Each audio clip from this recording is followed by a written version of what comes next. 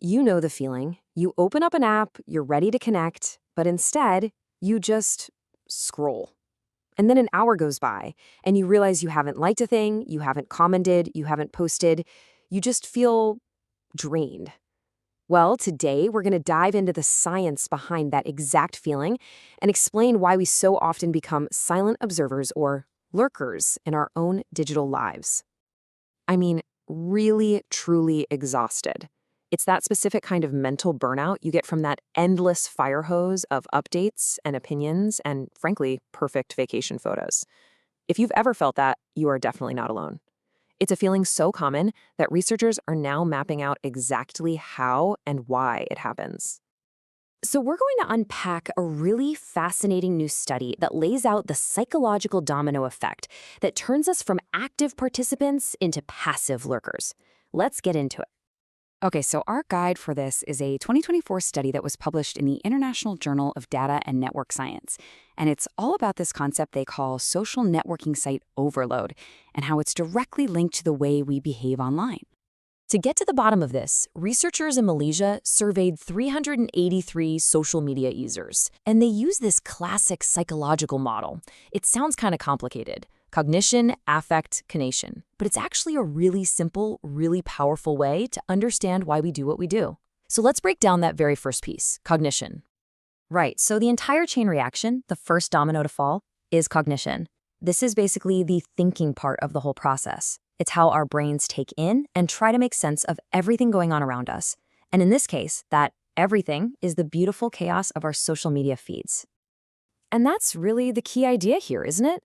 Our brain is built to understand the world. But on social media, it's trying to comprehend, well, everything all at once. And that's exactly when we hit a wall. Now, the study actually splits this initial trigger into two different things. First, you've got cognitive overload. That's when the information is just too complex or messy to process easily. Think about trying to follow a tangled argument in a comment section.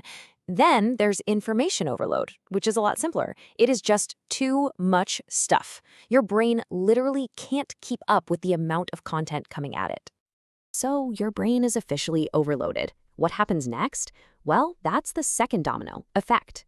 This is the feeling part of the model. It's the emotional conclusion our mind comes to after it perceives all that overload. And probably not surprising, that conclusion is often pretty negative. So you see, it's not just some random gut reaction, it's an actual interpretation. When we perceive our feed as too much, our brain interprets that as a problem, and that triggers two very specific negative feelings that the researchers were able to identify. The first feeling is fatigue, and this quote, which is a direct measurement from the study, just captures it perfectly. It's that feeling of being totally mentally drained. It's not just being tired. It's the exhaustion that comes from your brain working overtime just to process your feed. And the second emotional reaction, it's anxiety. Again, using an item right from the study, we can see how it's tied to all those social pressures. The overload isn't just about data.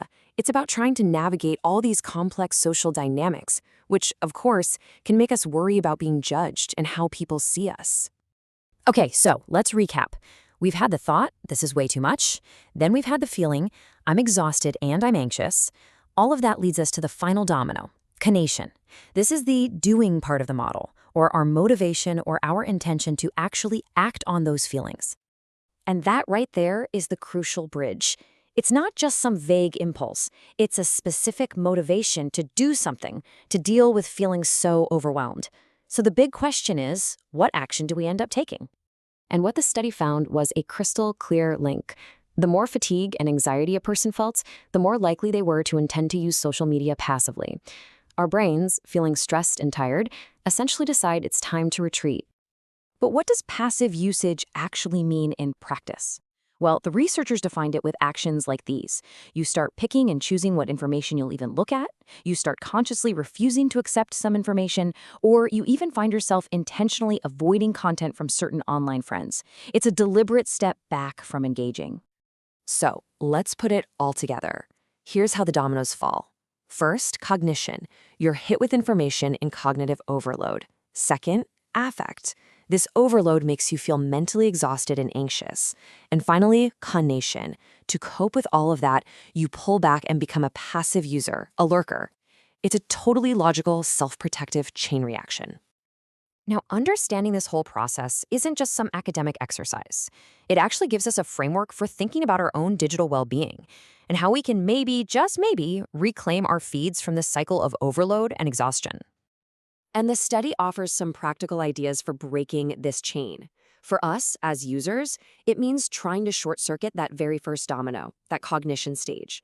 By actively filtering, muting, and prioritizing the content we actually care about, we can reduce the initial overload before it even starts to trigger those negative emotions.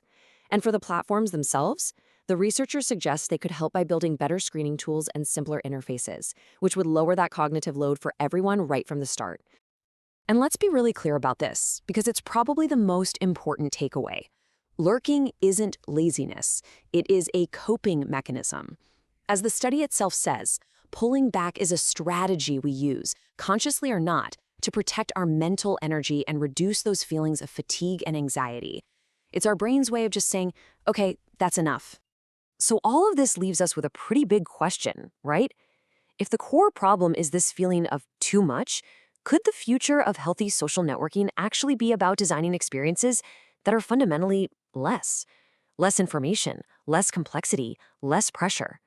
It's definitely something to think about the next time you find yourself endlessly scrolling.